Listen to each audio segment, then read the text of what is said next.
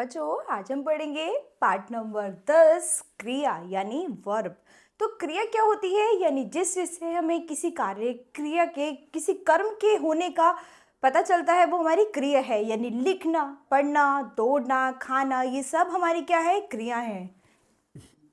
कुछ शब्द काम के करने या होने का बोध कराते हैं, उन्हें हम क्रिया कहते हैं। जैसे कि किरण पढ़ रही है, हिरण दौड़ रहा है, शेर दहाड़ रहा है, बच्चे खेल रहे हैं, ठंडी हवा चल रही है, नदी बह रही है। उपयुक्त वाक्यों में रंगीन छपे शब्दों से काम के करने व होने का बोध हो रहा है। काम का बोध कराने वाले शब्द क्रिया कहलाते हैं। तो जिस शब्द से किसी काम के करने या होने का बोध होता है उसे हम क्रिया कहते हैं। धातु क्रिया के मूल रूप को ही धातु रूप कहा जाता है, जैसे जा, खा, आ, पढ़ आदि। ऐसे शब्दों में ना जोड़ने से क्रिया का जो रूप बनता है उसे क्रिया का सामान्य रूप कहते हैं। जैसे कि जाना, पढ़ना, खाना, आना, खेलना, चलना।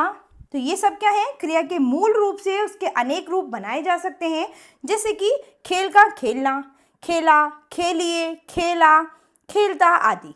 तो उसके मूल रूप से हम उसके कई रूप बना सकते हैं। क्रिया के भेद। तो कर्म के आधार पर क्रिया के दो भेद होते हैं। पहला सकर्मक क्रिया और दूसरा अकर्मक क्रिया। तो सकर्मक क्रिया कौन सी होती है, जिस क्रिया का फल कर्ता पर न पड़कर कर्म पर पड़े उसे सकर्मक क्रिया कहते हैं। यानी इसमें कर्म निहित होता है। जैसे रेणु साइकिल चला रही है, तो यानी यहाँ पर हमारा कर्म क्या है, साइकिल। यहाँ पर कर्म क्या हो रहा है, साइकिल। यानी काम क्या कर रही है, वो साइकिल चला रही है, तो कर्म क्या हो गया, साइकिल। मम्मी साड़ी खरीद कर लाई, तो कर्म क्या है यहाँ पर, साड़ी।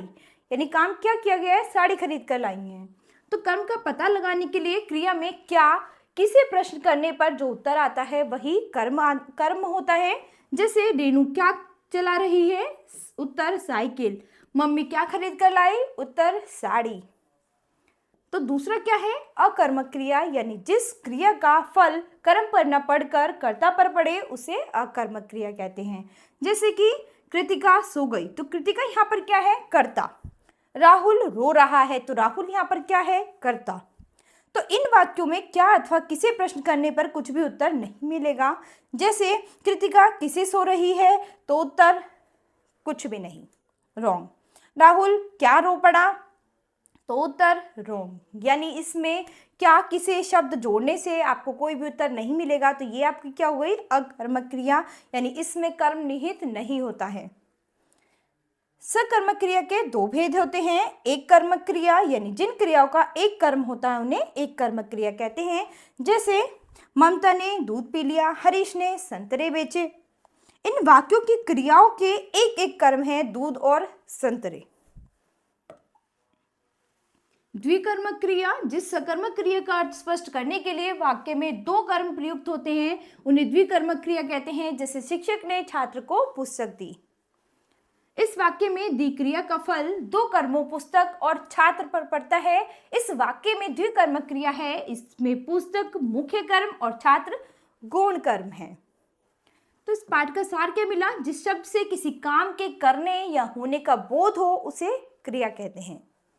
धातु में ना प्रत्यय जोड़ने पर क्रिया का सामान्य रूप बनता है।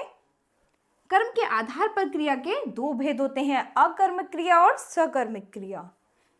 जिन वाक्यों की क्रिया दो कर्मों वाली होती है उन्हें द्विकर्मक क्रियाएं कहती हैं। तो बच्चों यहाँ पर आपने किसके बारे में पढ़ा, यानी क्रिया के बारे में पढ़ा है और क्रिया के भेद के बारे में पढ़ा है। तो आप अभ्यास में एक बार फिर इन्हें पढ़ेंगे। तो बच्चों ये पाठ आपका यहीं खत्म होता है। अब हम आपकी नई क्लास में मिलेंगे आपके नए पाठ के साथ। धन्यवाद।